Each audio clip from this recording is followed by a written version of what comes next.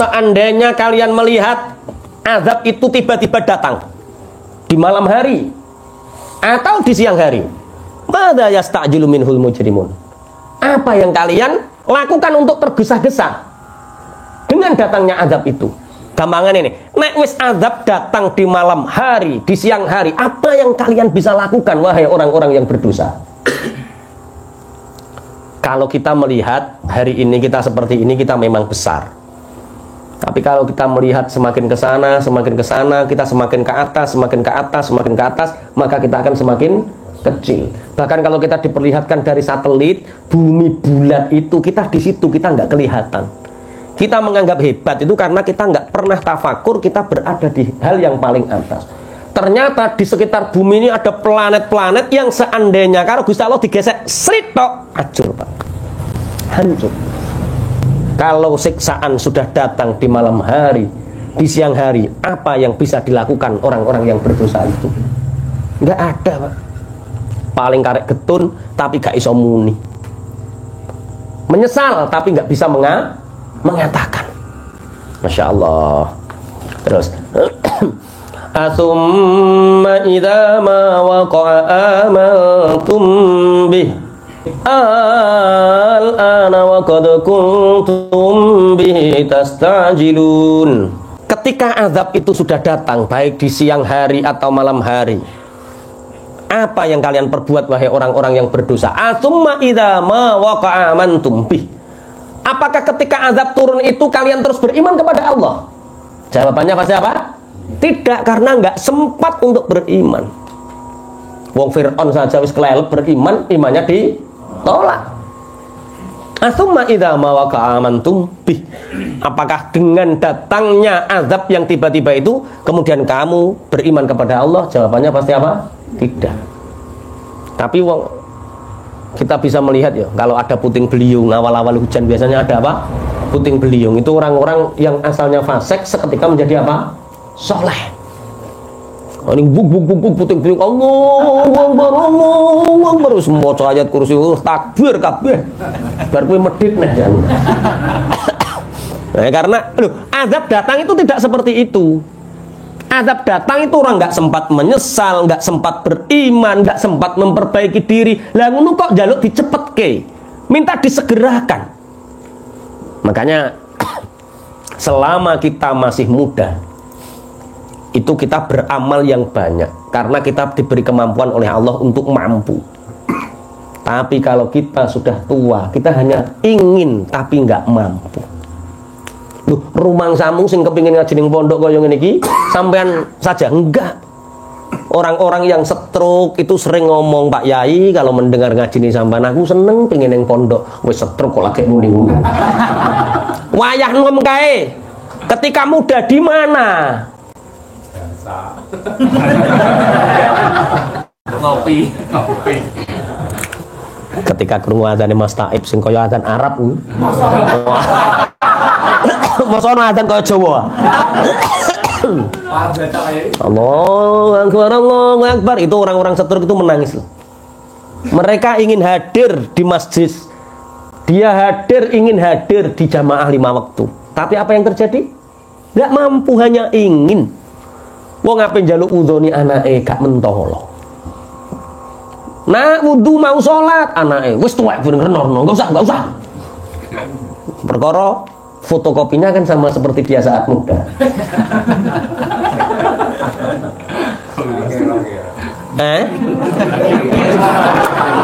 Makanya anake sampeyan kok saiki ndelodok ngono kuwi iling jaman sampean ndelodok kae, Mas. Iya, sok wayahe tobat dhewe, pasrahno ning Allah wis to, insyaallah do mari. Nek bapake bibite apik, insyaallah anak-anake bibite apik selama pendidikannya diperhatikan, keimanannya diperhatikan, hatinya diperhatikan, didoakan tiap tengah malam. Jam 2:30 sentuh ruhnya. Kirimi Fatihah, sentuh ruhnya. Kirimi doa untuk anak-anak kita insyaallah. Tetap kadang-kadang kita itu terlena dengan apa? Ngandani anak terima nggo cangkem dengan mulut. Padahal ngandani, memberitahu dengan mulut itu efeknya kecil sekali. Kenapa kecil? Karena anak melihat. Jong jamaah jong, ayo jamaah. Bapak klendeng mangkat ngopi kok jamaah. Sulit.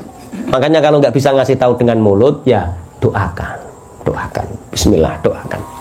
Pun. Al-ana wa qad kuntum bi tastajilun. Maka sekarang inilah sungguh kalian sudah betul-betul tastajilun, betul-betul kalian ingin dipercepat. Tsumma qila lil ladzina zalamu dzuqu 'adzabal khuld.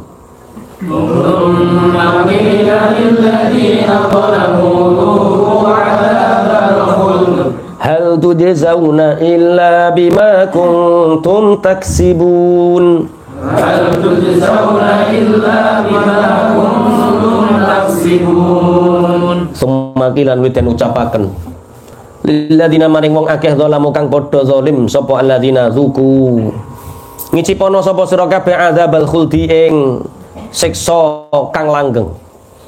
Hal tujzauna apa to wedi sapa sira kabeh illa bima kejaba kelawan barang kuntum kang ono sapa sira kabeh iku taksibuna padha nglakoni sapa sira kabeh.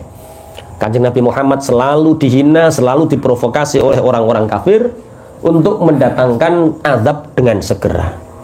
Tapi Allah selalu memberitahu kulla amliku lin nafsi naf'a wala darran illa masyaallah. Tidak, aku tidak mempunyai kekuatan apa-apa baik dari manfaat atau madarat kecuali dari apa yang telah Allah kehendaki. Ini yang sehingga sampai hari ini pun umat Muhammad tidak didatangkan azab seperti umat-umat terdahulu, sehingga Rasulullah nanti punya syafaatul uzma yang insya Allah akan menolong kita bagi orang-orang yang suka bersolawat kepada Kanjeng Nabi. Allahumma amin. Seandainya datang pun azab dengan tiba-tiba, apakah mereka beriman? Jawabannya tidak. Al-ana wa qad kuntum bi tastajilun. Al-ana itu maksudnya ketika orang kafir sudah mati. Hari ini, hai orang kafir, ketika kalian sudah mati, inilah keadaan kalian yang minta untuk disegerakan. Jadi tastajilun itu walaupun usia 90 tahun di dunia itu tidak lama, itu termasuk tastajilun, cepet. Saya itu loh di masjid setiap Ramadan itu ngitung, Pak. Tak hitungi kalong piro, yang berkurang siapa? Selalu jamaah itu ada yang berkurang. Pasti itu. Iki wis kalih ya. Oh, sudah 2 kemarin. Sampeyan kok nelongso Mas Tamban. Nggih, ku nang poso ki diitung maneh. Ngaji maneh, diitung maneh. Oh, ternyata begitulah. Tanah di Mayangkawis ini, Pak. Saya menyaksikan betapa dulu ketika pulang itu dari pondok hegemoni, maksudnya yang paling berperan di desa itu sak balai bapak. Ning jumput ya sak balai bapak Pak wong. Sekarang ganti, Pak. Sawah ya digarap anake, digarap tetanggane, digarap wong liya. Ternyata ya sebentar sekali. Durasi kita itu Masya Allah, cara wong bal-balan jere Mas Taib 90 menit. Kita ini sekarang mungkin wis piro? Setengah mainan. Mosok wis injur time ya. Hah? Oh, ngasar ya. Ibaratnya kita hidup sudah asar. Sebentar lagi apa? Maghrib. Ini harus hati-hati bahwa kita harus sadar ternyata di dunia ini kita sifatnya hanya sementara. Makanya banyak petuah-petuah ulama, orang itu membagi umur itu dalam beberapa fase masa. 0 sampai 7 itu masa seneng-senengnya bocah. 7 sampai 28 tahun itu masa untuk tolak, untuk mencari ilmu. Sampai 28 tahun itu terus dididik ilmu. 28 tahun itu fase menikah. Maksudnya kenapa 25 tahun? Karena melebihi 28 tahun itu sudah dadi Joko kerak. Kalau bisa nikah itu ya maksimal 28 tahun kalau bisa. Tapi sunatullah nek golek ya ora apa-apa Pak Yai, pokok ngono dhek Mas. Nah, 28. Lah, setelah 28 tahun punya istri itu fasenya dia mencari pekerjaan dan membantu ma'isyahnya anak istri sampai usia 42 tahun. Kalau orang 42 tahun itu biasanya, tidak semua, biasanya sing sugih yo ketok sugih, yang kaya kelihatan kaya, yang miskin kelihatan miskin. Jadi usia sampai 42 tahun sudah ya sudah. Sakmono, Pak. Mbok uwoyo nambah paling titik. Lambung malah. Bukan hitungan benar, ini fase secara umum. Bukan kaidah syariat, bukan. Ini hanya fase umum agar kita ingat bahwa saatnya 42 tahun itu, kalau usia kita 60 tahun berarti sudah karek piro itu. Nah, 42 tahun itu ibaratnya sampai usia 60 itu cara wong wis waskita, Pak. Waskita itu kalau kamu kemerungsung dunia di usia itu, ya itu kamu. Kalau kamu hatimu bening, ya itu kamu. Makanya saya pernah ditanya, Pak Yai, tambah tua kok moto tambah rapat jelas. Memang Allah menciptakan semakin tua, orang matanya semakin tidak jelas untuk hatimu yang semakin terang. Kok kacamata ni ay? Hati. Kenapa diri ini semakin dilemahkan, mata semakin rabun, hati biar semakin terang, bening. Kenapa tenaga semakin lemah? Biar kita semakin bersandar sama Allah. Ora kok Pak Yai, nek jam 1:30 Pak Yai nggak bisa tidur. Tak cek ngene bubidan terus, darahku naik. Sing wis umur swidak tahun, 1:30, 1:30 malam nggak bisa tidur, tahajud, itu Allah rindu kamu. Ora buk periksa lo terus. Guyu bapakmu njuk periksa terus ya. Nanti apa? Mata semakin rabun agar hati semakin bening, terang. Tenaga semakin lemah agar kita semakin pasrah kepada Allah. Nanti enak. Makanya wali-wali ku diangkat mulai 40 luru. Ada yang 40, ada yang 40 luru. Nek wis sampean jatah ketemu Nabi Khidir, wis ketemu, Mas. Umur 46 kok urung ketemu Nabi Khidir. Wah, rodok repot iki misalnya. Berarti atine cek penuh dengan kotoran-kotoran dunia, penuh dengan comberan-comberan kebusukan duniawi. Oke, dilanjut. Al-ana wa qad kuntum bi tastajilun. Qul lil ladzina zalamu dzuqu adzabal khuld. Katakan Muhammad kepada orang-orang yang zalim.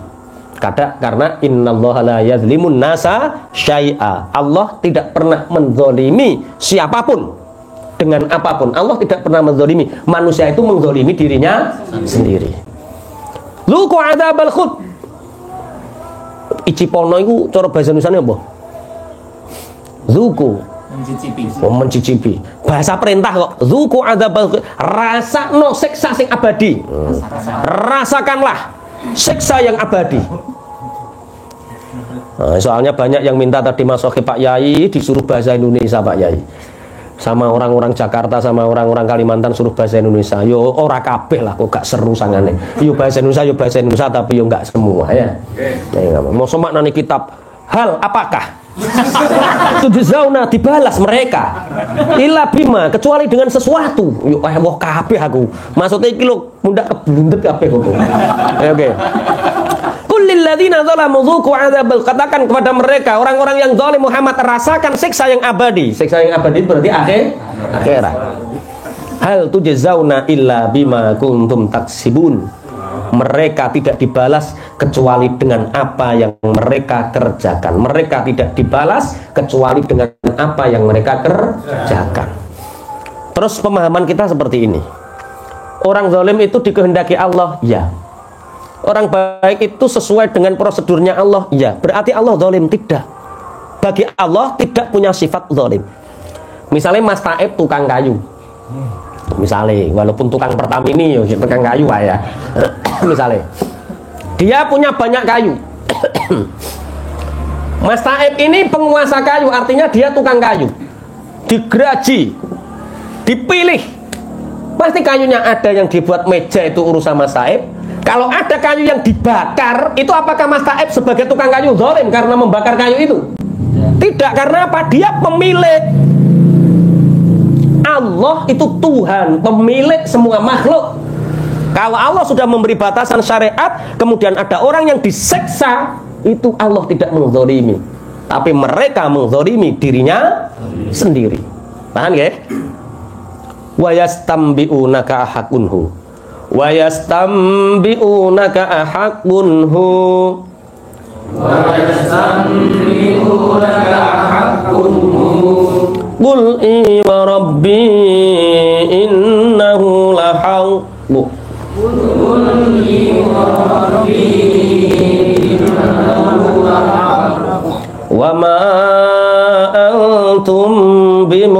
bimu'jizin.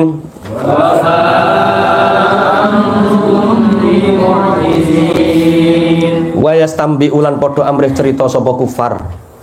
Minta cerita ka ing sira Muhammad. Ahakun. Apa to iku kang bener huwa utawi azab? Kul dawuh sapa sira Muhammad, iya bener.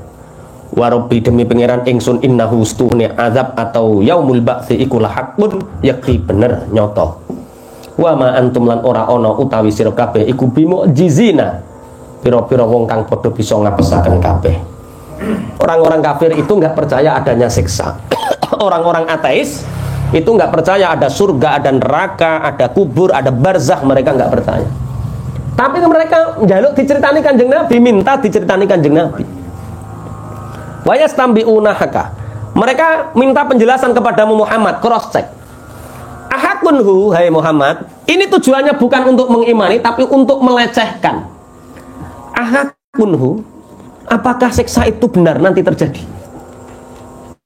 Ya padha karo sampeyan niku sekarang masih melarat, masih miskin, terus ana wong benar toh sampeyan niku bisa kaya. Lah takoke bukan karena mendoakan, bertanyanya karena menghina. Wis keranaan model ini ki angel sugih. Apakah siksa itu benar Muhammad? Qul i wa rabbi, kebenaran harus jawab dengan kebenaran. Tidak boleh karena ini tidak percaya. Oh gak, ngayem no, gak boleh. Qul i wa rabbi innahu lahaq. Katakan Muhammad, benar. Siapa yang mati dan dia kafir, dia disiksa. Nah sekarang itu banyak orang-orang sekuler itu mengatakan semua agama itu sama. Seakan-akan sudah tidak ada lagi innad dina indallahil Islam. Pokoknya mereka itu sementing baik. Makanya dulu ada seorang biarawati yang ketika ada bencana besar dia menyumbangkan tenaganya, menyumbangkan hartanya semua. Apakah orang seperti itu layak untuk disiksa? Mereka baik, tapi nggak masuk Islam. Banyak di luar sana orang-orang baik, sosialnya baik, hidupnya baik, tapi nggak Islam. Kenapa nggak bisa masuk surga? Lah yo, misalnya begini Pak Hadi, sampean itu ingin sekolah di ITS misalnya. Syaratnya untuk masuk ITS apa? Daftar. Setelah daftar bayar. Setelah bayar mengikuti pelajaran. Itu prosedurnya. Setelah pelajaran setengah tahun diujikan, 3 semester diujikan, 3 bulan diujikan. Lah Pak Hadi ini dia nggak daftar, tapi pinter. Dia masuk kelas, mendengarkan, mengerjakan soal, bisa. Wong pinter, baik, tapi nggak daftar. Kira-kira suatu saat Pak Hadi ini lulus apa tidak? Tidak. Orang kafir boleh dia baik secara sosial, tapi logika kebenaran dia tetap kafir dan tidak daftar. Lah pendaftarannya asyhadu an la ilaha illallah wa asyhadu anna muhammadar rasulullah. Yang masuk Islam itu, yang masuk surga itu hanya orang Islam. Selain Islam sebaik apapun tidak masuk surga. Itu kunci, Pak. Qul i wa rabbi. Aja muk gara-gara sampean pengen nyenengno tanggamu sing kejawen. Kayak aku ini ora tau salat, aku yo ora Islam, aku ki yo apa nek ngarani aliran. Boh, pokoke aku iku salatku ngetan. Pokoke nyembah opo. Gak apa-apa Mbah, yang penting apik, nek sampean apik yo swarga. Amin amin piye kok amin. Nah itu sudah terjadi di zaman orang-orang munafik toh, yahlifuna lakum litardau anhum. Mereka bersumpah untuk mencari ridho dari mereka. Kamu mencari kerelaan dari mereka. Yahlifuna billahi lakum litardau anhum fa iddardau anhum fa innallaha yardau ankum. Kalau kamu meridhokan mereka, Allah tidak ridho padamu. Paham ya maksudnya nggih? Wis aja tiru. Ini loh, Kanjeng Nabi tahu, dia ditanya tentang akhirat, Kanjeng Nabi tahu mereka hanya menghina. Tapi sama Allah jawab dengan kebenaran. Qul i wa rabbi innahu lahaq. Katakan ya, siksa itu akan ada, azab itu akan ada, demi Allah Tuhanku itu benar. Wa ma antum bimu'jizin, dan ketika itu kalian tidak akan pernah bisa melemahkan azab itu. Kalian tidak akan pernah bisa melemahkan azab itu.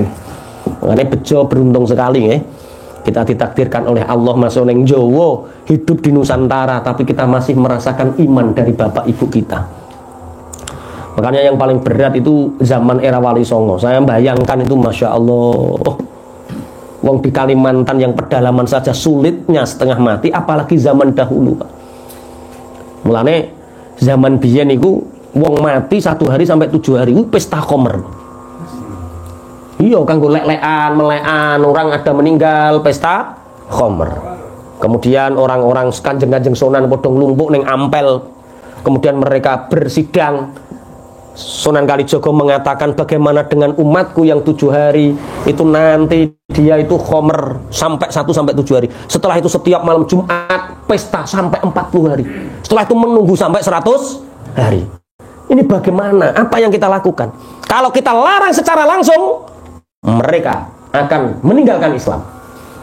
Loh, santri saya yang di Kalimantan Tengah itu pernah Pak saya ditawari. Namanya ular singdek, ular sayur Pak. Ular sayur itu panjangnya hanya 1 meter. Antara kepala sama buntut ekor itu mirip. Sing buntut yang mana, sing ekor yang mana nggak patek kelihatan. Tapi makanannya daun. Dan itu disayur sama orang sana Pak. Makanan sehari-hari. Saya lewat itu ditawani, Pak Yai, ular sayur Pak Yai. Loh, urung mbok karamno to. Ya urung.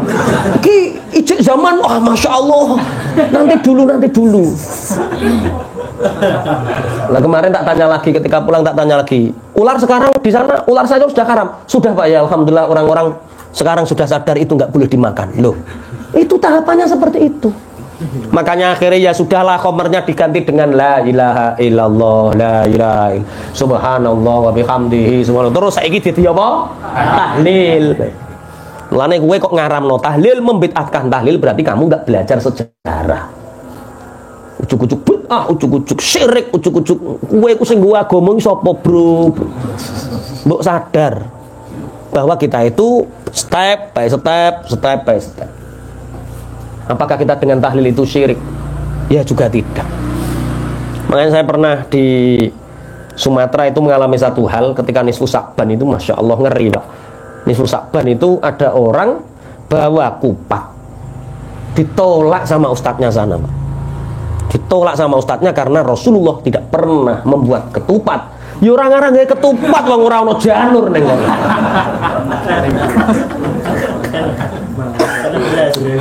Iya, adanya kurma Pak. Terus tak kasih tahu, Mbah nek kepengin kupatan ayo ning dalem mawon, nanti tak doane. Wah, saweneng alhamdulillah Ustaz. Terus tak jelaskan.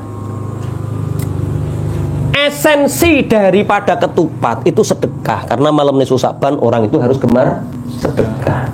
Sedekah untuk memberitahu orang-orang sebentar lagi puasa Ramadan, 2 minggu lagi sebentar lagi puasa Ramadan. Aslinya itu, tapi untuk memberitahu mereka, kalender orang ngerti ya.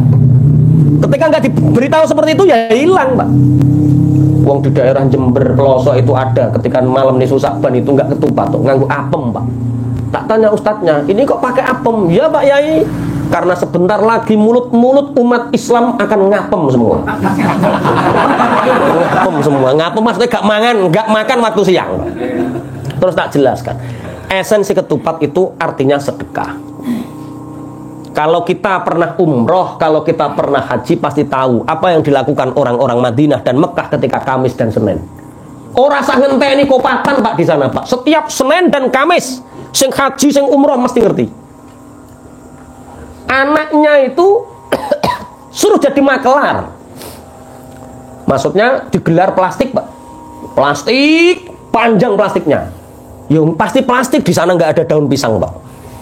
Nah, di sini daripada beli plastik di kapas, lebih baik gunakan daun pisang. Podo wae, esensinya sama, ada sing penting Pak. Di Mekah itu plastik panjang, kemudian ditaruh kurma, ditaruh susu, kadang-kadang ada roti, kadang-kadang ada daging Pak.